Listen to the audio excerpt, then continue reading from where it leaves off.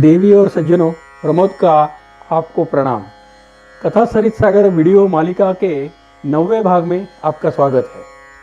इसके पहले वाले वीडियो में हमने देखा कि विंध्यारण्य में वररुचि ने काणभूति को पाटलिपुत्र नगरी के निर्माण की कथा जो गुरुवर्ष द्वारा उसे सुनाई गई थी, वह कथा सुनाई। इसके बाद वररुचि ने काणभूति को पुनः एक बार अपनी खुद की कथा वर्णन करने का क्रम चालू रखा। वररुचि ने कहा, व्याड़ियों और इंद्रदत्त के साथ पाटलिपुत्र में रहते हुए मेरा बचपन, मेरी बाल्यावस्था समाप्त हो गई। तब तक मैंने समस्त विद्याओं को प्राप्त किया था और उसमें मैं पारंगत पंडित हो गया। उसी दरमियान मेरे तारुण्यावस्था में मैंने प्रवेश किया। एक बार नगर का इंद्र उत्सव देखने के लिए हम तरुण मित्र लोग नगर में घूमने निकले। घूमते टहलते वहां हम लोगों ने एक कन्या देखी जो मानो आकार से पुष्पधनुआ कामदेव के सहायक यानी बाण विहीन धनुष के समान थी। उसे देखकर मैंने अपने सहपाठी इंद्रदत्त से पूछा, यह कौन होगी? उसने मुझे कहा कि यह गुरु वर्ष के भाई उपवर्ष की कन्या उपकोषा है। मैंने यह भी अवलोकन किया कि उस उपकोषा ने भी मुझे देखकर अपनी सखियों से मेरा परिचय प्राप्त किया था। वह भी मेरी ओर आकर्षित हो गई थी। फिर प्रेमपूर्ण दृष्टि से मेरे हृदय को, मेरे चित्त को खींचती हुई किसी तरह वो अपने घर चली गई। हे काणभूते, उस उपकोषा के सौंदर्य का क्या वर्णन करूं मैं। उसका मुख पूर्ण चंद्र के समान गोल और आकर्षक था। आंखें नीलकमल के समान सुंदर थी। भुजाएं कमलनाल के समान कोमल तथा सुंदर थी। वह उसके उन्नत पीनसनों से अधिक आकर्षक दिख रही थी। उसका गला शंख के समान था और प्रवाल या माणिक के समान रक्तवर्ण होठों से उसकी शोभा और बढ़ रही थी। इस प्रकार वह मानो कामरूपी सम्राट या महीपति के सौंदर्य मंदिर की दूसरी गृहलक्ष्मी के समान थी, यानी कि कामदेव की दूसरी रति के समान थी।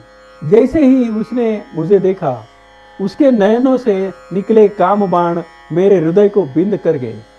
अतएव उसके बिंबाधरों के यानी होठों के स्पर्श की अभिलाषा के कारण व्याकुल हुए मुझे उस पूरी रात नींद नहीं आई। किसी प्रकार रात्रि व्यतीत होने पर प्रातःकाल होते होते मुझे थोड़ी निद्रा आई। उस समय मैंने एक स्वप्न देखा। स्वप्न में श्वेत वस्त्र धारण किए हुए किसी दिव्य स्त्री ने मुझसे कहा कि उपवर्षा तुम्हारी पूर्व जन्म की पत्नी है। वह तुम्हारे गुणों पर अनुरक्त है और वह दूसरे किसी को भी पति बनाना नहीं चाहती।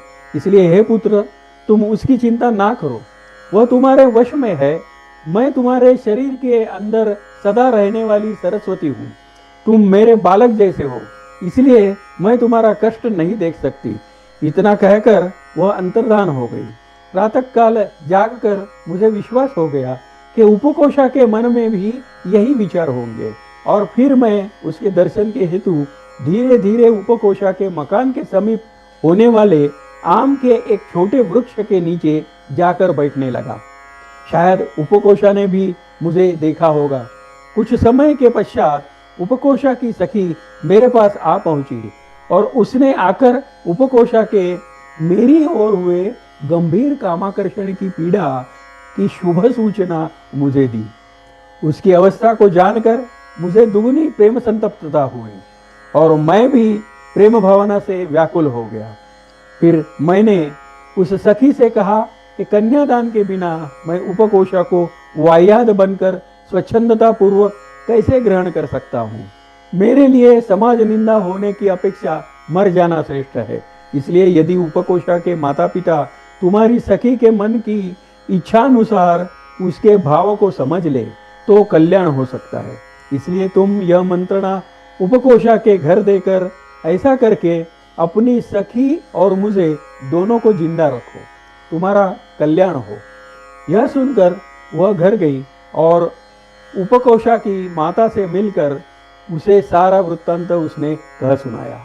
उपकोषा की माता ने यह सब वृत्तांत अपने पति उपवर्ष से कहा। उपवर्ष ने उसे अपने बड़े भाई वर्ष गुरु से कहा और वर्ष गुरु जी ने पसंदगी जताकर उसका अनुमोदन किया।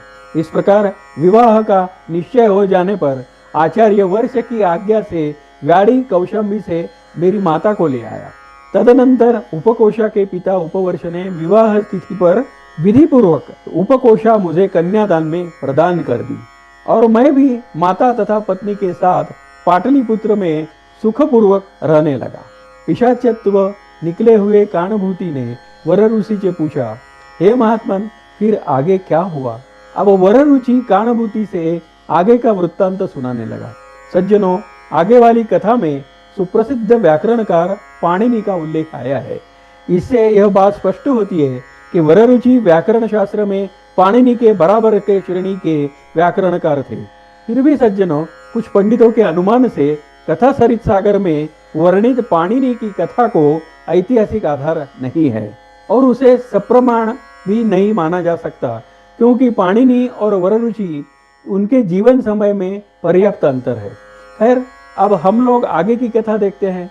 अब देखते हैं कि वर ऋषि कानुभूति से अपने आयुष्य की कहानी बताते बताते क्या क्या अचरज की नई चीजें बताते हैं। वर ऋषि कहते हैं, कुछ समय के बाद उपाध्याय वर्ष के शिष्यों की संख्या बढ़ने लगी। उसमें पाणिनि नाम का एक शिष्य अत्यंत जड़ बुद्धि यानी मंद बुद्धि था। उस बुद्धू को गुरुगृह में सेवा करते हुए अत्यंत क्लेश हो रहे थे।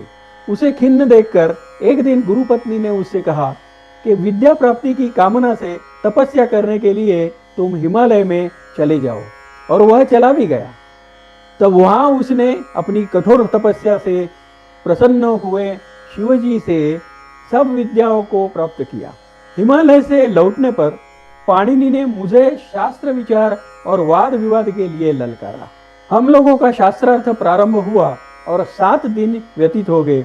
8वें दिन मैंने शास्त्रार्थ में पाणिनि को जीत लिया, लेकिन शायद मेरी यह जीत शिवजी को पसंद नहीं आई।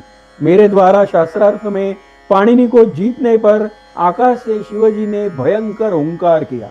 परिणामतः इस विवाद में हमारा अध्ययन और अभ्यास किया हुआ ऐन्द्र व्याकरण पृथ्वी से नष्ट हो गया। तब पाणिनि ने हम लोगों को वाद विवाद में जीत लिया और हम सब फिर मूर्ख हो गए। और घर का खर्चा चलाने के लिए मैंने कुछ धन हिरण्यगुप्त नामक साहूकार के पास रखकर यह बात उपकोषा को भी बताई, और मैं तपस्या से शंकर जी को प्रसन्न करने के लिए निराहार होकर हिमालय में चला गया।